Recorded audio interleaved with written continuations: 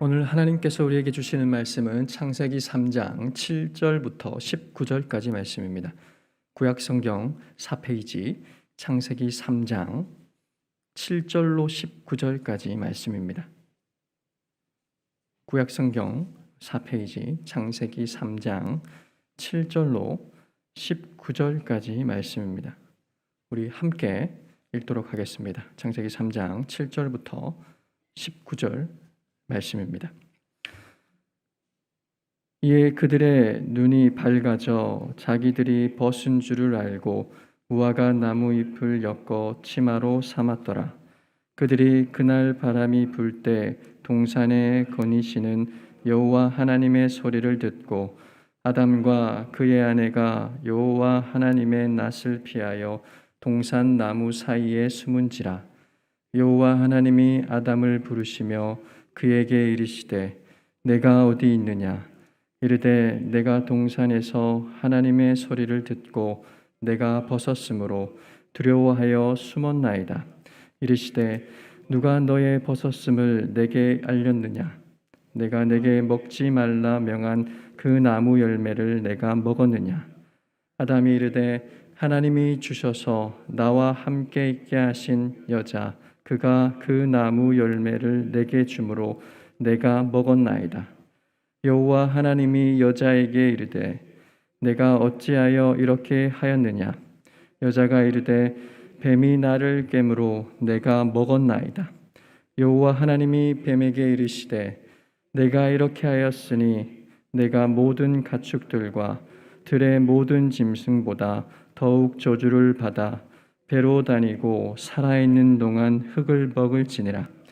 내가 너로 여자와 원수가 되게 하고 내 후손도 여자의 후손과 원수가 되게 하리니 여자의 후손은 내 머리를 상하게 할 것이요 너는 그의 발꿈치를 상하게 할 것이니라 하시고 또 여자에게 이르시되 내가 내게 임하신 고통을 크게 더하리니 내가 수고하고 자식을 낳을 것이며 너는 남편을 원하고 남편은 너를 다스릴 것이니라 하시고 아담에게 이르시되 내가 내 아내의 말을 듣고 내가 먹지 말라 한 나무의 열매를 먹었은즉 땅은 너로 말미암아 저주를 받고 너는 내 평생에 수고하여야 그 소산을 먹으리라.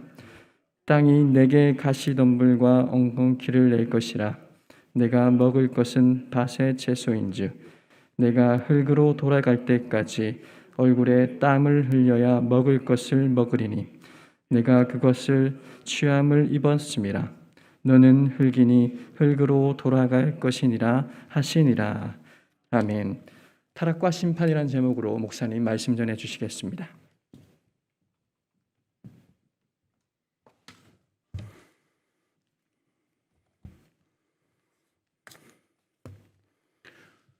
에덴 동산, 기쁨의 동산입니다.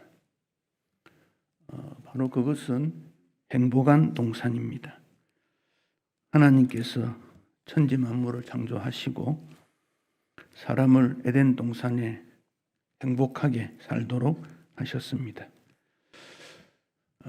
우리 가정이나 교회가 에덴이 되도록 우리가 기도하고 하나님의 은혜를 구해야 됩니다.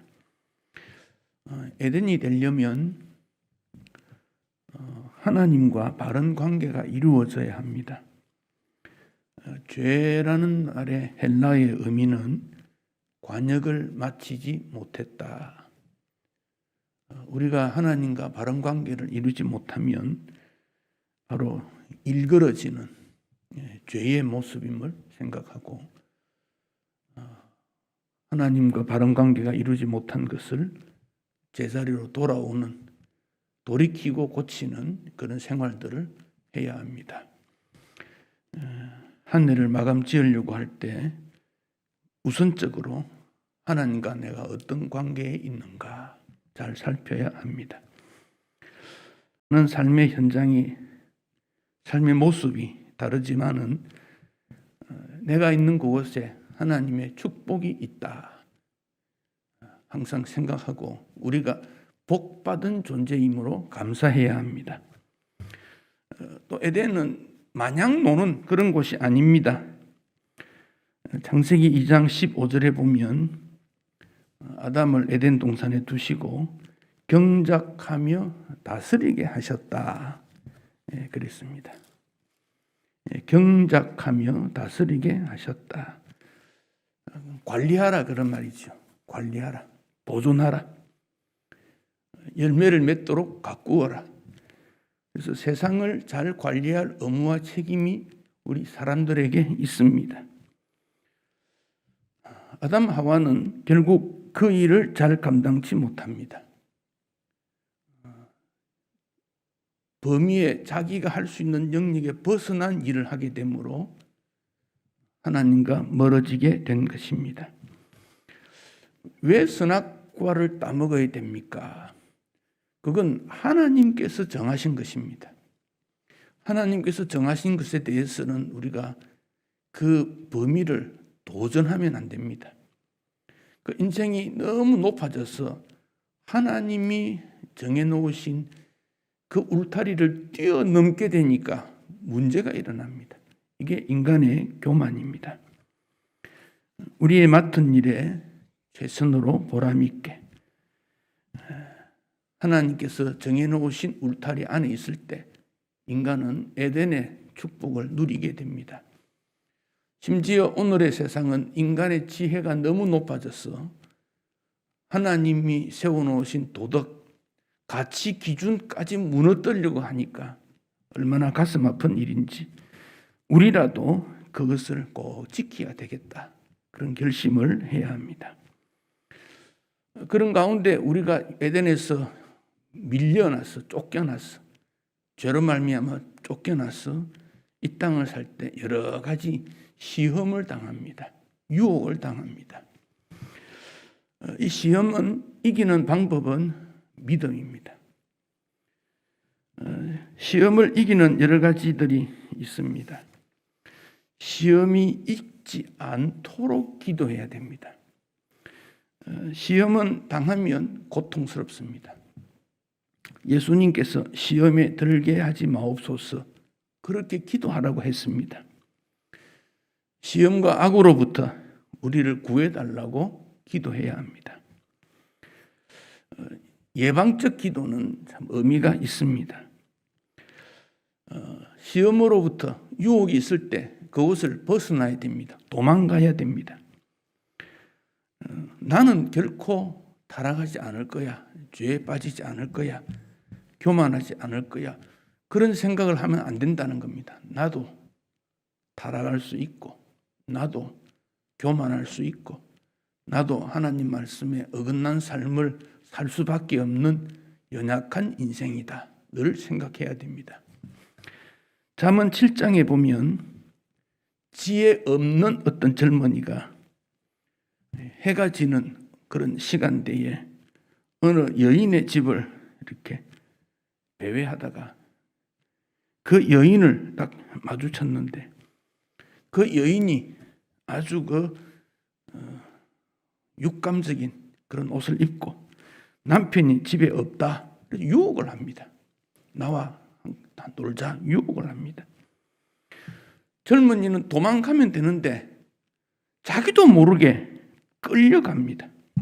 자기도 모르게 끌려갑니다. 에덴 동산에서 하와가 뱀의 유혹을 받았을 때 벗어나면 됩니다. 그런데 그럴 힘이 없었다는 겁니다. 벗어나야 한다는 겁니다. 요셉은 그런 유혹을 받았을 때 뿌리치고 벗어났습니다. 그래서 이 벗어나는 것도 용기요 힘입니다. 벗어나는 게 굉장히 어려운 일입니다. 나중에 좀 어떤 비판을 받을지는 모르지만 벗어나면 시험에 빠지지 않게 됩니다. 또 우리 예수님은 사탄을 이기는 방법을 하나님 말씀을 인용할 것을 말씀했습니다. 우리가 불평을 하고 싶을 때 항상 기뻐하라. 이 말씀이 마음에 있으면 불평을 이기게 됩니다. 상대방에게 어떤 일이 마음에 들지 않자 한마디 하고 싶을 때 부드러운 대답이 분노를 가라앉힌다. 그 말씀을 생각해야 됩니다. 상대방과 내가 관계가 좋지 않을 때 하나님께서 교만한 자를 물리치시고 겸손한 자에게 은혜를 베푸신다는 말씀을 기억해야 됩니다. 그래서 말씀을 기억하는 것은 시험을 이길 수 있는 아주 좋은 무기요, 방어요, 도구가 됩니다. 시험을 받을 때도 기도하면 우리를 아시는 주님께서 피할 길을 주신다고 말씀했습니다. 또 우리 자신이 그런 시험을 받을 때는 주변 사람에게 도움을 요청해야 됩니다. 한 사람은 싸워서 이길 수 없으나 두세 사람이면 싸워서 이길 수 있고 세 사람이면 시험에 들지 않을 수도 있습니다. 그래서 함께 기도하고 도움을 요청할 필요가 있습니다. 우리 하나님은 시험을 당할 때 이길 수 있는 힘을 우리에게 이미 주셨다고 약속했습니다. 그 신실한 힘을 우리가 믿고 시험을 이겨야 합니다. 무엇보다도 범죄, 죄를 가까이 하는 것은 대가를 지불해야 된다. 심은 대로 거둔다는 것을 기억하고 시험에 들지 않아야 합니다. 이 시험의 결과가 죽음입니다. 죽음 이후에 심판이 있습니다. 하나님은 우리에게 사랑을 공급해 주십니다마는 그러나 심판의 날이 이미 있다는 것을 생각해야 됩니다. 모든 감추어진 것이 비밀이 하나님의 심판 때는 드러난다고 했습니다. 로마서 2장 16절에서는 은밀한 것을 하나님은 심판하신다. 그러니까 다 드러난다는 것이지요. 그러므로 우리는 그런 마음에 걸려있는 모든 것들은 하나님 앞에 다 내어놓고 회개의 깊은 시간을 통해서 용서의 은혜가 우리에게 꼭 필요합니다. 역사상 가장 두려운 날은 하나님의 심판의 때임을 기억해야 합니다. 프랑크 라우바라라고 하는 분, 문명 대치 운동을 일으키는 분입니다. 이분은 이 세상이 이렇게 불균형이다. 빈부 차이가 너무 심하다. 우리나라도 그렇지만 전 세계를 기준으로 한다면 너무도 빈부 차이가 많이 난다는 것이지요. 그런데 높고 낮음을 없애는 그 날이 바로 심판의 날이다. 하나님 앞에 섰을 때는 딱 두 종류밖에 없습니다. 비록 이 땅에서 어렵고 힘드는 그런 경우도 예수 그리스도를 믿는 자에게는 축복의 날이 됩니다. 그러나 예수가 없는 그에게는 심판의 날이 될 것입니다. 심판의 날이 있다. 죄를 지어도 아무런 변화가 없더라. 그런 생각은 참으로 어리석은 생각이라는 것을 기억해야 됩니다. 그래서 우리는 어떤 부분들이 하나님 앞에서 심판을 받을 것인가? 우리가 무엇 때문에 심판을 받는가? 나도 그런가? 말씀을 통해서 좀 더 생각해야 되겠습니다. 고린도전서 9장 25절에 이기기를 다투는 자마다 모든 일에 절제한다고 했습니다. 이기기를 왜 다툽니까? 왜 이기려고 합니까? 좀 져주면, 양보하면 안 될까요?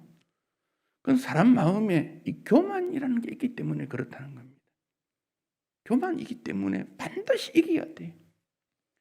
말 한마디도 이겨야 돼요. 내가 좀 더 낫다 말을 들으려고 합니다.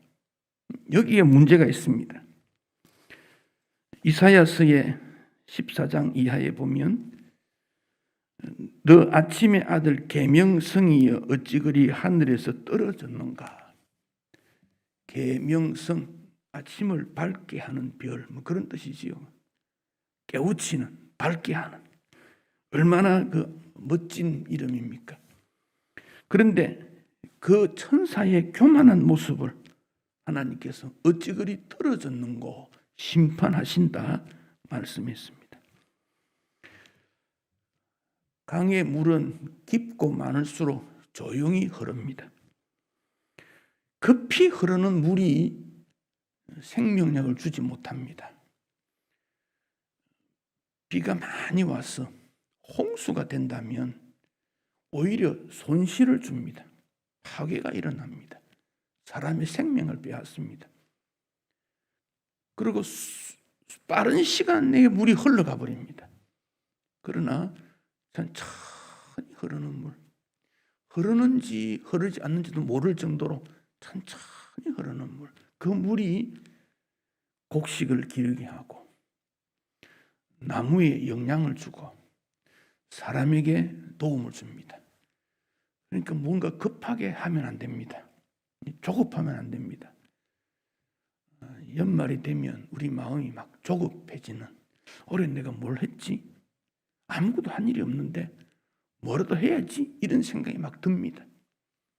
천천히 흐르는 물, 생명력을 가지게 됩니다. 물이 많은 그릇에는 물소리가 나지 않으나 물이 적은 그릇은 요란합니다. 출렁거립니다. 로마에서 가장 최고의 사람을 키케로라고 말합니다. 예수님 오시기 전에 한 주전 100년경에 태어나서 주전 40년경에 죽었던 사람인데 웅변가고 철학자입니다. 로마 제1의 변호사다. 용변술, 그 당시에는 말을 통해서 이런 웅변하는 일이 강했으니까 아주 그 사람은 칭찬을 많이 받았습니다. 그런데 너무 많이 칭찬하니까 옥타비아누스 황제가 그를 죽여버립니다. 칭찬받는 것도 너무 많이 받으면 안 돼요. 우리가 칭찬 다 받으려고 합니다.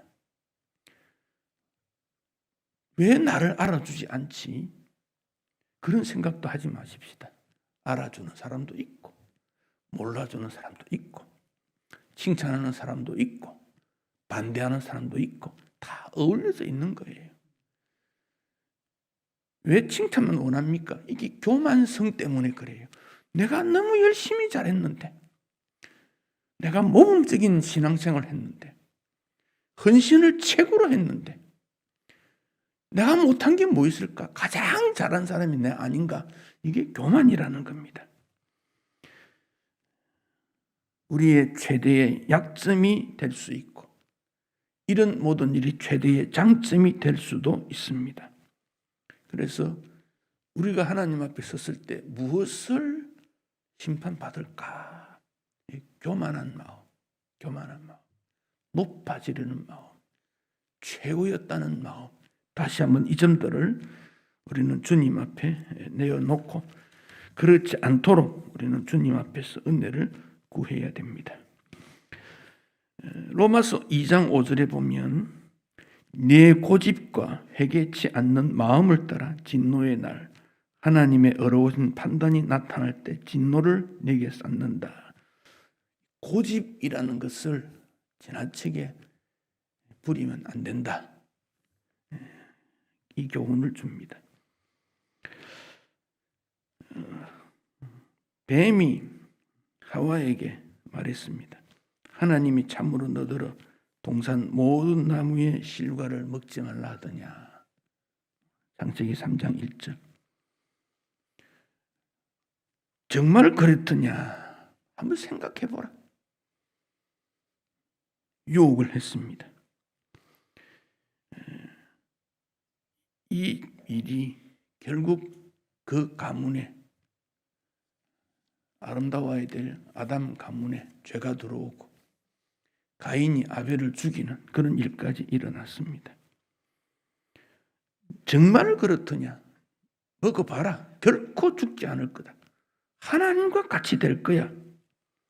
잘못된 판단, 잘못된 생각, 자기 주장으로 말미암아 이런 일이 일어나게 된 것입니다.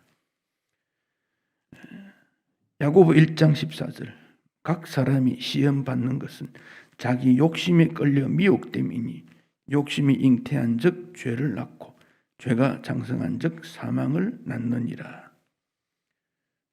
우리의 교만한 마음, 아주 고집스러운 나의 자기 주장, 이런 점들을 우리는 다시 한번 내려놓습니다. 아담 하와는 결국 인간의 힘으로 해결할 수 없는 형벌을 받습니다. 아담이 두려워서 하나님 앞에 숨었습니다. 하나님이 물었습니다. 누가 너를 벗은 것을 누가 너에게 말했느냐? 누가 나무에 내가 너더러 먹지 말라 명한 그 나무 실과를 먹었느냐? 아담이 말합니다. 하나님이 나와 함께 하신 여자, 그가 그 실과를 주어서 먹었지요. 핑계하고 말았습니다. 아담의 이 자기는 깨끗하다, 자기는 어렵다, 나는 그렇지 않다라고 생각하는 그 일을 통해서 죄가 점점 더 깊어지게 됩니다. 오늘 읽었던 이 본문에는 그 죄의 형벌의 결과에 대해서 하와에게는 잉태하는 고통을 크게 더하리니, 잉태하는 것은 기쁜 일이지만 고통이 있는데 이 고통이 크게 더하게 된다. 수고하고 자식을 낳을 것이고 남편으로부터 다스림을 받을 것이고, 또한 아담은 땅으로부터 저주를 받아서 종신토록 수고해야 한다고 말씀했습니다. 땀을 흘려야 식물을 먹고 마지막에는 흙으로 돌아가게 된다. 우리는 이 에덴 동산에서 일어난 이 일에 대해서 그때 우리가 그 현장에 없었는데 거부할 수도 없고 그때 그 사실을 재현할 수도 없습니다. 이것은 죄가 우리 가운데 들어온 그 과정들을 자세히 설명한 것을 보고, 이 방법을 이기는 방법을 또한 하나님께서 예수 그리스도 통한 구원의 길을 우리에게 열어주셨음에 감사하고, 이제 예수 그리스도 안에서 이런 모든 죄와 유혹과 시험에 빠지지 않도록 조심하고 성령의 도우심으로 구해 줄 것을 말씀하고 겸손과 낮은 자세로 주님 앞에 서야 합니다. 일본의 와세다 대학의 한국 학생 2명이 유학을 갔습니다. 한 사람은 아버지가 아주 가난한 물장수 하는 아들이었고 한 사람은 부잣집 아들입니다. 가난한 집 아들은 열심히 공부했습니다. 학점을 잘 땄고 졸업할 때 아주 우수한 성적을 얻었습니다. 그러나 부잣집 아들은 집에서 보내오는 돈을 가지고 허랑방탕했습니다. 시간이 되어도 학점을 이루지 못하고 졸업도 못했습니다. 그런데 시간이 흘러가니까 부모님들이 돌아오라고 합니다. 두 아들은 각각 다르지만 돌아오게 됩니다. 이 가난한 집 아이는 빨리 기쁜 소식을 전해줘야 되겠다. 적어도 일제시대 때 그 정도 공부했으면 어디 가도 존경을 받고 일거리도 주어지고 당당하기 때문에 그렇습니다. 고향으로 돌아간다는 생각에 잠이 오지 않습니다. 귀국한 날만 기다립니다. 그러나 부잣집 아들은 돌아가야 될 날이 점점 다가오니까 괴로운 겁니다. 두 학생은 항구로 가는 기차를 탔습니다. 한 학생은 기차가 왜 그래 느린지 빨리 가면 좋겠는데 그날따라 더 느리게 보입니다. 그러나 또 한 학생은 그날따라 기차가 왜 그래 빠른지 천천히 가면 좋겠는데 마음이 무겁습니다. 배를 탔습니다. 한 사람은 배 안에서 즐거운 마음으로 노래를 부르고 콧노래를 부르고 어떻게 부모를 만나서 인사를 어떻게 드릴까, 감사를 어떻게 표할까 마음이 기쁩니다. 그러나 한 학생은 바다에 뛰어내리고 싶은 마음뿐입니다. 너무너무 괴롭습니다. 우리는 언젠가 하늘나라로 가야 됩니다. 이 땅이 나그네고 이 땅이 전부가 아닙니다. 주님께서 잘하였다, 착하고 충성된 종아, 이런 칭찬을 받겠습니까? 아니면 악하고 게으른 종아, 어두운 바깥에 내어 쫓겨 이를 갈며 슬피 울며 있게 하겠습니까? 우리는 하나님 앞에서 언젠가 이런 심판의 때가 있다는 것을 기억하고 오늘 기회 있을 때 어떻게 살아야 될 것인가 우리는 생각을 해야 합니다. 우리 자신뿐 아니라 우리 주변에 있는 많은 사람들에게도 믿음의 모범을 보여서 세상이 결국 망할 수밖에 없다.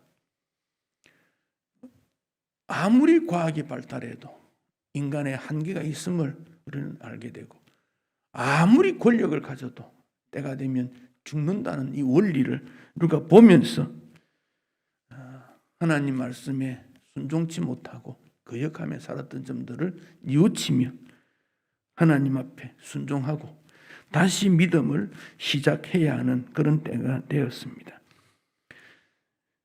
잠언 27장 1절, 너는 내일 일을 자랑하지 말라. 하루 동안에 무슨 일이 날지 네가 알 수 없음이니라. 미래를 알 수 없는 것이 우리 인생입니다.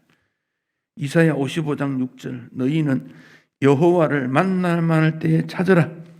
가까이 계실 때 그를 부르라. 기회 있을 때 선한 일을 하고 믿음 생활을 더 충실히 해야 합니다. 로마서 12장 11절, 부지런하여 게으르지 말고 열심을 품고 주를 섬겨라. 이제 한 해가 마무리되어 가는 그런 때입니다. 하나님의 심판의 때가 가까이 온다는 것을 부인할 수 있는 방법은 전혀 없습니다. 우리 주님의 심판은 어렵습니다. 분명합니다. 심판이 있다고 했기 때문에 틀림없습니다. 주님 앞에 서는 것이 두렵고 또 부끄럽기도 합니다. 그렇다면 오늘 우리가 어떻게 살아야 될 것인가 결론을 맺을 수 있습니다. 사랑하는 성도 여러분, 2021년 어려운 해였습니다. 그러나 돌아보면 어렵지 않는 해가 언제 있었습니까? 항상 그랬습니다. 한 40여일 채 남지 않았습니다. 한 해를 돌아보고 섬기지 못했던 것 섬겨야 됩니다. 우리 자신을 돌아보아야 됩니다. 고쳐야 됩니다. 그래야 하나님 앞에 칭찬 듣는 날이 오게 될 것입니다. 흙으로 돌아가는 인생인데 이 땅에서 살아있을 때, 힘이 조금이라도 있을 때, 기회가 있을 때 주를 위해 어떻게 살아야 될 것인가 기도하고 결심하고 주님의 은혜를 구해서 하나님 앞에 기쁨이 되고 하나님 앞에 섰을 때 즐겁고 감사한 마음으로 설 수 있는 주의 백성들이 되시기를 축복합니다. 우리